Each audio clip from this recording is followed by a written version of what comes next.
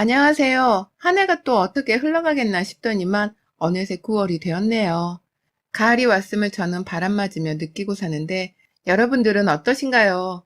저는 이맘때가 되면 괜시리 마음이 울적해집니다. 가을을 타냐고요? 아니요. 제 나이는 이제 30 중반이고 그리 풍파를 맞고 산 인생도 아닌데 가을을 타고 말고 할 건 잘 없습니다. 단지 다가오는 추석을 무사히 잘 보낼 수 있을라나 싶은 걱정과 근심으로 인해서 머릿속이 복잡해져가는 시기일 뿐이었죠. 매해 찾아오는 명절이 매번 죽기보다 싫은 며느리가 바로 저였습니다. 친하지도 않고 그렇다고 저를 예뻐라 해주지도 않는 시댁 식구들의 틈에서 혼자 내 가족도 아닌데 허리 빠지게 일을 해야 한다는 게 정말 억울한 노릇이었죠. 하지만 매해 결혼을 하고서 지난 3년간 저는 한 번도 빠지지 않고 남편의 손을 잡은 채 시댁에 왔어야 했어요. 지난 코로나가 터졌던 때에도 저희 남편이나 시댁에서는 단 한 번도 제사를 지내지 않겠다는 말을 해주지 않는 사람들이었어요. 그래서 가기 싫어 죽겠는 마음이 굴뚝 같지만 참고서 시댁을 찾아가 꾸역꾸역 제사를 지냈습니다. 다시금 시댁에 가야 하는 때가 찾아온 것이었죠. 가을하면 추석이었고 추석하면 가을이었습니다. 제게는 시댁에 가기 싫은 이유가 하나 더 있었어요. 열심히 일을 했지만 대가가 없는 것에 대한 억울함도 컸지만 가장 무엇보다도 시댁에 가기 싫었던 건 바로 거기서 만날 사람들이었습니다. 저희 남편은 시댁에서 둘째이자 막내 아들이고 남편의 위로는 큰형님 그리고 아주버님이 계셨어요. 형님은 결혼을 하셨기 때문에 본인 시댁에 명절을 보내야 한다며 매번 본인의 시댁으로 가시는 바람에 자주 만나 뵙지는 못하는 사이였고요. 그나마 아주버님과 형님 두 분은 시댁에서 마주쳤습니다. 그런데 참 희한했어요. 저희 큰형님께서는 직업이 약사시거든요. 동네에서 개인 약국을 차리고 장사를 하시는 잘 나가는 약사 말입니다. 결혼도 저보다 먼저 하셨고 제가 이 집안에 시집을 오기 전까지는 저를 대신해서 혼자 시어머니 옆에서 며느리 노릇을 잘 하셨다고 들었는데 제가 시집을 오고 난 후로는 엄청나게 게으름을 피우셨어요. 자신이 큰 며느리이고 자신이 그간 제사를 지내왔었으니 저한테 하나라도 더 가르쳐 주신다거나 팁을 전수해 주던지 아니면 하다못해 그냥 손이라도 거들며 저를 도와주실 수도 있을 텐데 정말 아무것도 하려고 하지를 않더라고요. 처음 제가 이 집안에 시집와서 인사를 드릴 때에도 제게는 기본적인 인사가 아닌 기분 나쁜 말씀을 건네셨죠. 동서, 나는 말이야, 지금 내 약국을 가지고 있는 약사이고, 동네 사람들은 나 없으면 약도 못 구해서 비상이야, 비상. 이런 내가 명절에 여기 와서 이런 시간을 낭비하고 있는 게 늘 화가 나 죽겠어. 무슨 말인지 알지? 라고 말이죠. 처음에는 형님의 이 말씀이 전혀 이해가 가지 않았습니다. 자신이 바쁘고 잘 나가는 약사라고 자랑을 하는 것까지 이해를 했지만 자신이 없으면 동네 사람들이 큰일이 나서 화가 나 죽겠다는 이 말 자체를 도대체 왜 하시는 건지를 도통 알 수가 없었어요. 그런데 첫 명절이었던 그 설날을 보내고 나서야 알겠더라고요. 형님께서는 이제 둘째 며느리인 제가 집안에 들어왔으니 본인은 제사에서 완전히 손을 떼고 뒤로 물러나고자 하셨던 것이었습니다. 가뜩이나 약사라는 직업을 가지고서 잘 나가며 사는 사람인데 시댁에 와서는 전이나 부치고 제사를 지내며 여자 며느리 노릇을 하는 것이 불만이셨나 봐요.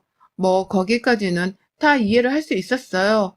저 같아도 많이 배우고 또 좋은 직업을 가지며 돈을 잘 벌고 사는 사람이라면 굳이 여자라고 급신거리면서 남자 집에서 제사를 지내려고 하는 일에 화가 났을 것도 같았습니다.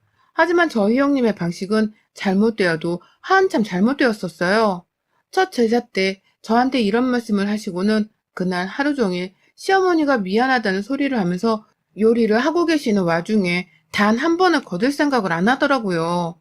오히려 약국 가서 일해야 하는데 여기서 허리 잘못 삐면 어머님이 책임지실 거예요? 저 약사일 못하면 어머님이 대신 월급 보내주실 거예요? 라는 말씀을 굳이 안 해도 되는데 하면서 어머님을 굉장히 난처하게 만드셨어요. 저희 어머님은 사실 시아버지의 눈치를 엄청나게 보면서 사는 분이시거든요. 사소한 걸로도 왜 그 모양으로 밖에 못하냐고 화를 잔뜩 내시는 시아버지의 다혈질 같은 성격 때문에 막 시집으로 온 저조차도 시어머니가 너무 불쌍하고 안 되어 보였습니다. 그런데 그런 시어머니께 보란 듯이 형님마저도 한마디를 거들면서 이 일을 도와주지 않겠다고 하니 시어머니는 혼자서라도 끝내겠다며 알겠다, 괜찮다 라는 말과 함께 형님을 부엌 밖으로 내보내셨고요. 졸지에 옆에 서 있던 저 혼자서 시어머니를 도와드려야 했어요. 이게 참 처음에는 몰랐는데 일을 하다 보니까 점점 화가 나더라고요. 형님이 하기 싫은 거면 나도 하기 싫은 건데 나는 그냥 아무 소리를 하지 않고 있다는 이유만으로 와서 일을 돕게 하시는 어머니께 섭섭함도 느꼈고요. 밖에서 여자일은 거들어주지도 않은 채 나몰라라 하고 있는 남편이나 아주버님, 그리고 시아버지도 정말 많이 미웠습니다. 저랑 시어머니가 둘이서 쭈그려서는 반죽을 만들고 있는데 그걸 보면서도 도와주려고는 안 하고 오히려 방 안에 들어가 혼자 휴식을 취하는 형님도 얄미웠지만 전반적으로 이런 분위기를 가지고 있는 시댁이라는 자체가 너무 화가 났어요. 내가 어쩌다 이런 구닥다리 같은 집구석에 시집을 와가지고는 팔자에도 없는 제사를 지내고 있나 싶어서 말이죠. 하지만 결혼하고 나서의 3년 내내 이런 일들은 명절마다 되풀이가 되었습니다. 저는 형님처럼 잘 나가는 약사까지는 못 되고 그냥 평범한 중소기업에서 일하는 직장인이었는데요. 그래서 휴가도 마음대로 쓰지를 못하고 또 추석 때도 아주 칼같이 공휴일만 쉬고는 바로 정상 업무를 복귀해야 하는 처지였거든요. 한푼이 아쉬워서 그렇게라도 직장을 다니고 있었고 늘 야근을 밥 먹듯이 하느라 몸이 힘들고 피곤한 사람이었지만 그래도 꿋꿋이 다니고 있었습니다. 그런데 저희 시어머니께서는 같이 고생하며 한 푼이라도 더 돈을 벌어오는 처지인데도 저하고 형님의 사이를 많이 차별하며 대우하셨어요. 형님은 아무리 뭘 하셔도 약사이기 때문에 힘들다고 하면 쉬라고 배려도 해주셨고 본인이 힘드신데도 형님 앞에서는 단 한 번 티를 내지 않고서 몸 편히 있으라고 먼저 챙겨주기까지 하셨습니다. 저 시집 오기 전까지 형님이 제사를 잘 지냈다고 말씀을 해주신 것도 바로 시어머니셨어요. 그런데 이게 보니 그게 다 제가 제사를 열심히 지내게 하려는 거짓말이었던 것 같았어요. 그 정도로 제 눈에는 도저히 믿기지 않을 만큼 형님께서는 제사를 열심히 하려고 안 하셨고 그렇게 만든 건 다름 아닌 시어머니셨죠. 제사를 강요하지도 않고 힘들다고 하면 방 안에 들어가 쉬라고 하시니 형님도 시어머니가 엄청 만만했던 것 같아요. 혼자 할 말 못할 말을 가리지 않으면서 시어머니께 제사 준비를 하기 싫다고 말씀하시더라고요. 어머님, 저는 일을 하는 사람인데 이런 식으로 제사를 지내면 명절을 너무 피곤해서 일이 안 되더라고요. 이해 좀 부탁드려요. 라는 말로 3년 내내 명절이 되면 부엌 안으로는 얼씬도 하질 않았습니다. 저 혼자서 단 하나의 며느리가 되어 이 집에서 손이 필요하는 일을 다 떠맡아 하곤 했죠. 저도 회사를 다니고 저도 야근이 많고 그런데 돈은 덜 벌면서 사는 직장인이었습니다. 누구보다 휴식이 필요한 사람은 저이기도 했고 저도 형님처럼 잘 나가는 직업을 가지지는 못했지만 열심히 살려고 매사 최선을 다하며 살았어요. 시어머니가 그리 아끼시는 작은 아들과의 생활비에 직접 보태며 살고 있기도 했었고 그렇게 바쁘게 사는 와중에도 남편 입으로 들어가는 밥 두 끼 정도는 내가 챙겨 먹이겠다면서 집안에서 살림도 놓지 않고 해나가는 저였습니다. 전 정말 시어머니께 존중을 받을 만한 자격이 있다고 생각을 했어요. 하지만 시어머니는 시어머니대로 약사 며느리가 어렵다는 이유로 감싸고만 두셨고 그 와중에 본인은 나이가 드셨는지 음식을 만드는 걸 힘들어하고 불쌍한 표정을 지으니 마음 약한 저는 그걸 또 다 도와드리면서 옆에 꼭 붙어 있어야 했습니다. 제가 바보 같았지만 방법이 없었어요. 시어머니는 제 윗사람이셨고 누구라도 제사 음식 준비를 도와주지 않으면 시어머니가 혼자서 고생을 하셔야 했기 때문에 제가 꼭 옆에서 일손을 거들어 드려야 했죠. 하지만 형님은 그런 저를 마냥 밥으로만 바라보셨어요. 일을 도와주지 않을 거면 입이라도 다물고 계시면 좋을 텐데 꼭 일을 다 끝내고서 거실 구석에서 쭈그려 서 있으면 제게 다가와서 속 뒤집는 소리를 하시더라고요. 동서, 참 대단하다. 그 박봉으로 일을 하고 살면서 시댁까지 와서는 시어머니가 시키는 걸 또 하란다고 다 하네? 진짜 바보도 아니고 속이 없는 것도 아니고 동서도 진짜 대단하다. 라면서 제가 답답하다는 표현을 쓰기도 하셨고 또 급기야 제가 아직 아이를 낳지도 않았는데 동서 나중에 애 낳고서 애 핑계대며 제사 안 지내겠다고 하면 내가 가만 안 있을 줄 알아. 나 절대로 시댁에 와서 손에 물 묻힐 생각 없으니까 동서는 애 낳고서도 제사 음식은 혼자 다 만들어야 해. 알겠지? 라며 이런 협박도 아닌 뭣도 아닌 말을 웃기다는 식으로 농담 삼아 건네기까지 했습니다. 그 농담을 말하는 형님의 얼굴은 웃고 있었지만 속은 무시무시해 보이기도 했고요. 내가 애를 낳더라도 자신은 절대로 손에 물을 묻히지 않을 거니까 혼자서 제사 준비를 다 하라고 말하는 형님이 너무 매정하고 얄밉더라고요. 어떻게 친하게 지내지도 않는 동서인 나한테 이런 말을 할 수가 있는 건지 참 그 정신 상태가 의심스러웠습니다. 너무 예의란 것을 모르는 사람 같았으니 말이죠. 하지만 싸울 수도 없고 그렇다고 누구 하나 내 편이 되어주지도 않을 시댁 한복판에서 형님 머리끄댕이를 잡아당기며 올 수도 없는 노릇이어서 참았습니다. 말을 섞어봤자 자기가 약살아서 잘난 맛에 취해 사는 여자인데 무슨 대화가 통하겠나 싶어서 저로서는 무시하는 게 상책이라고 생각을 한 것이었죠. 저 솔직히 그간 형님 인스타그램도 다 엿보고 있었거든요.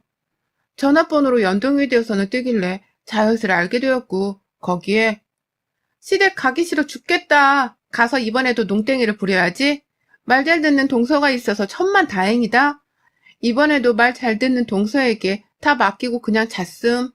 라는 식의 시댁에서의 일을 인스타그램에 올려놓은 걸 직접 보기도 했어요.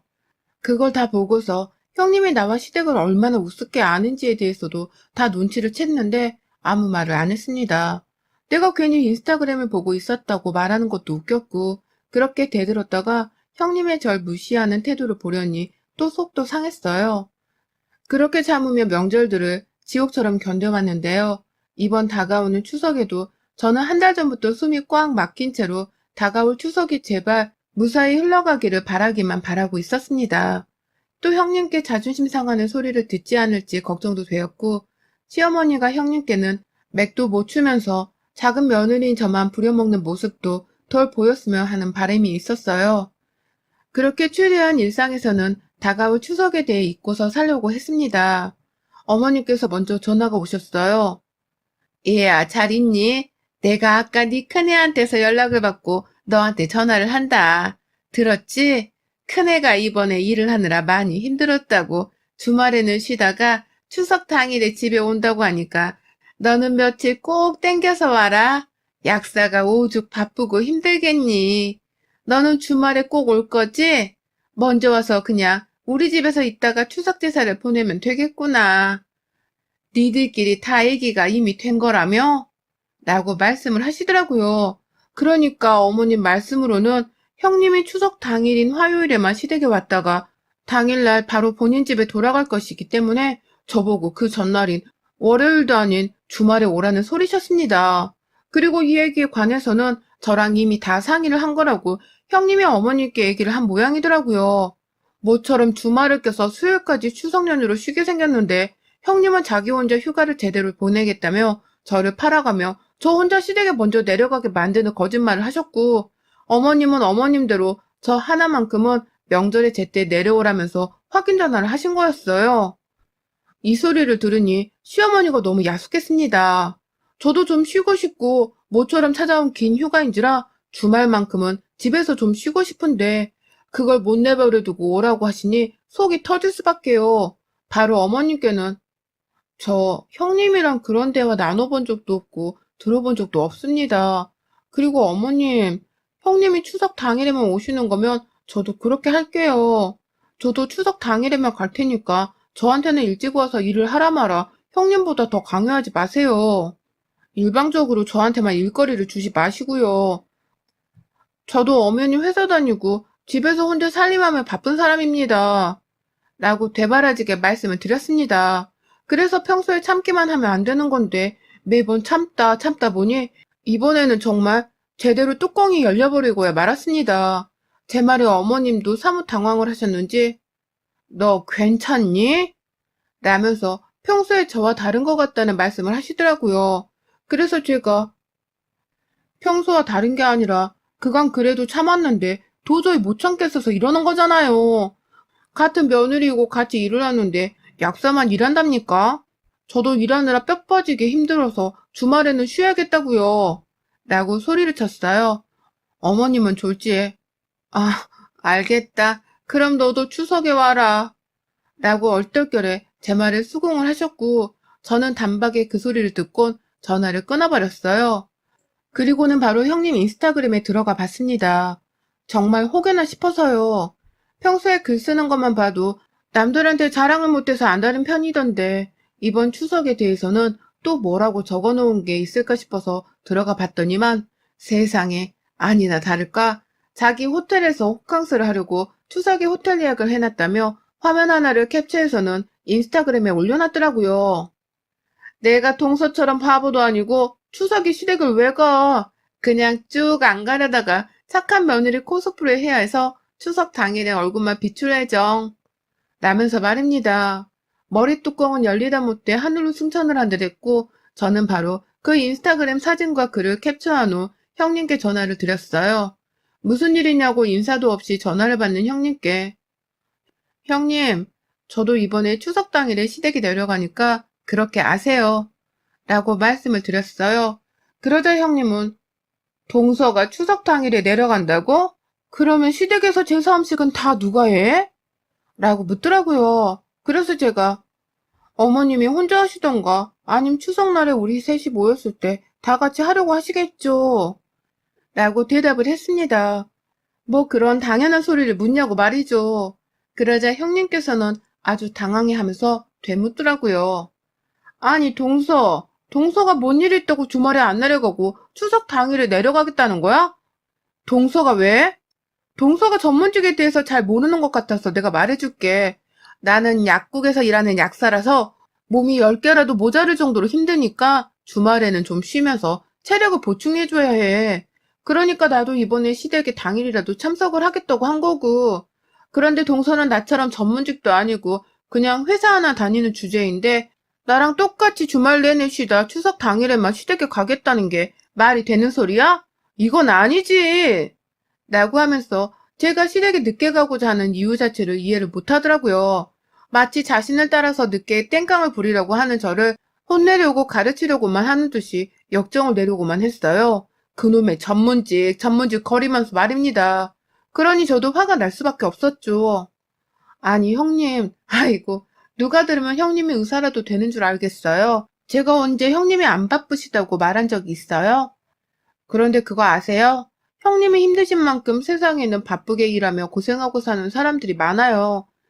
바로 옆에 있는 저도 그렇게 쇠가 빠지게 일을 하면서 돈 벌어다 살고 있는 중이고요. 저 같은 사람도 주말엔 좀 쉬고 싶고 휴식도 가져보고 싶어요. 형님만 연휴에 호텔 가서 호캉스 누리며 쉬고 싶어 하시는 줄 아세요? 저도 주말에는 그냥 집에서 좀 진득히 누워서 아무것도 안 하고 쉬고 싶어요.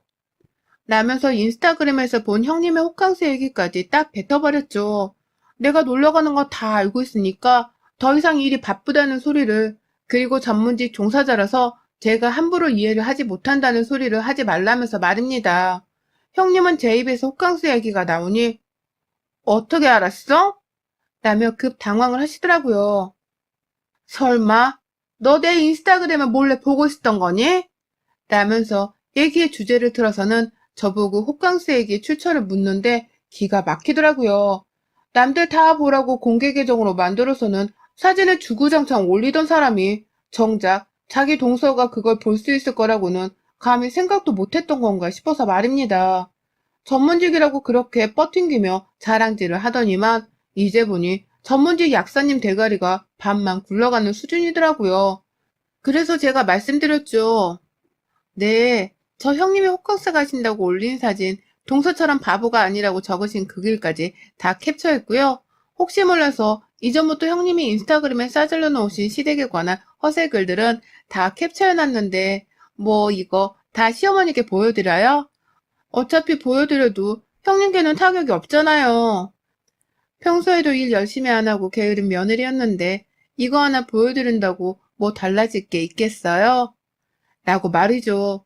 네가 추석에 게으름을 피울 거면 나도 추석에 게으름을 피울 거라면서 같이 한번 주말에 푹 쉬다가 추석 당일에 시댁에서 만나자고 하니 형님은 내내 억울하다는 듯이 변명을 하려고 하면서 그럼에도 저보고는 빨리 시댁을 가라고 재촉을 했습니다. 안 그럼 추석 당일에 자신이 시댁에 가서 해야 할 요리거리들이 남아있지 않겠냐고 하면서 말이죠. 대화를 하면 할수록 어쩜 이렇게 대화도 안 통하고 자기 하나만 생각하는 이기적인 사람이던지. 어떻게 이런 사람이 아픈 사람들한테 약을 지으면서 도와주는 일을 업으로 삼고 있는 사람인 건가 싶더라고요. 그래서 저도 마지막엔 예의고 뭐고 그냥 말까지 놓고 이판사판으로 나갔습니다. 야, 네 손에 물 묻히기 싫으면 그냥 오지를 말던가. 그 와중에 착한 며느리 코스프레 하고 싶다고 당일에 와서 얼굴만 내밀다 가겠다는 게 뭔 개소리냐? 너 때문에 내가 남편이랑 갈라서고 혼자가 되는 한이 있더라도 이제부터 명절에 나 혼자만 제사 지내진 않을 거니까 너도 각오해. 이번에도 농땡이 부린다고 혼자 손 떼고 방에 들어가 잠이나 쳐자고 있으면 그땐 내가 네 얼굴에 물바가지를 쏟아 부어서라도 끌고 나올 줄 알아. 알았어? 정신 똑바로 차리고 있다가 추석 당일날 보자. 그간 해온 것처럼 추석에 또 손 놓고 있으면 너 진짜 내가 가만 안 놔둘 줄 알아. 라고 말을 했죠. 제가 공개된 사연이라 제 입에서 내뱉은 욕설까지 적지는 않았지만 정말 형님한테 욕설까지 해가면서 시댁에 와서 손에 물 묻히고 하나라도 도우라고 협박을 했습니다. 그 바람에 전화 너머로 형님은 제 말본새가 버릇없다며 아주 콧바람으로 화를 내고 난리더라고요. 제 도발이 제대로 형님을 자극해 버렸던 것입니다. 형님은 내내 제 빠른 말에 대답할 기회도 놓친 채 기가 막히다는 숨소리만 가득 뱉어냈는데 저는 그런 형님이 더 열이 받았으면 하는 마음에 더욱 매섭도로 몰아붙였어요. 어쩌나 이제는 착한 며느리 코스프레를 하지도 못하겠네. 내 앞에서 그 역겨운 짓 한 번만 더 해대면서 내숭 떨고 앉아있으면 너 진짜 내가 손모가지를 부러뜨려서라도 약사질도 못하게 할 줄 알아. 라는 말로 몇 번 더 수화기로 소리를 지르다가 전화를 끊었어요. 이렇게 극단적으로 얼굴을 안 본 채로 전화상에 싸움을 할 생각은 전혀 없었어요. 남들과 이렇게 싸워본 적도 단 한 번이 없었고요. 하지만 호캉스 가면서 일이 바쁘다고 거짓말하고 있는 게 눈에 훤히 다 보였고 착한 며느리 코스프레라도 하려고 추석 당일에 시댁에 오려고 했다는 것도 제가 뻔히 다 알고 있었는데 그런 와중에 자기는 전문직이라서 원래 바쁘다는 헛소리를 해대며 저를 다시 깔보는 듯한 말을 꺼내는 것을 참을 수가 없었습니다. 그러니 저도 손모가지를 부러뜨려서 약사질을 다시는 못하게 만드는 한이 있더라도 그 입을 다물게 해주겠다며 전화기 너머로 오만 욕설들을 쏟아낸 것이었죠. 실제로 이게 효과가 있었던지 형님은 저하고 전화를 끊고 나서도 바로 다시 전화를 걸지도 않고 또 문자를 보내지도 않았습니다. 오히려 혼자 생각할 시간이 필요했는지 한참을 아무 소식 없이 지내고 있다가 며칠 후에야 문자 한 통이 왔어요. 전화 가능하냐고 말이죠. 그래서 제가 답장했죠. 할 말 있으면 추석 당일날 나눠보자고요. 나도 할 말 많으니까 아직. 라고 말입니다. 형님은 추석 전에 우리끼리 조용히 얘기를 좀 나눠보자고 계속 말을 하는데 저는 다 듣기 싫었습니다. 그냥 시댁에 가서 남편한테 밉보이는 한이 있더라도 더 이상 혼자만의 희생을 하기 싫다는 것을 제대로 따져 물을 참이에요. 형님한테는 물론이고 시어머니한테도 며느리들 차별할 거면 그냥 좋아하는 며느리만 옆에 끼고 살라고 이혼 얘기도 꺼내볼 참이고요. 그 정도로 저는 자존심이 너무 상하고 기분이 더러워서 이번 추석 때 시댁에서 아주 제대로 한판을 떠볼 참입니다. 이번에 시어머니랑 형님께 전화상으로 소리를 쳐댄 것처럼 말입니다. 다가오는 추석이 걱정되지만 일이 결의에 차서는 기다려본 적도 없는 것 같습니다. 한판 떠서 시어머니든 형님이든 아니면 둘 다 싸그리 욕 한 바가지라도 해줘야 제 지난 3년의 묵은 채증이 내려갈 것만 같아요. 그래서 저는 오늘 또 혼자 거울을 보며 욕사발을 날리는 연습을 하고 있네요. 욕을 섞은 강한 말 말고는 알아듣지를 못하는 우리 시댁분들에겐 이것밖엔 방법이 없으니까요. 여러분의 생각은 댓글로 남겨주세요. 오늘도 시청해주셔서 정말 감사합니다.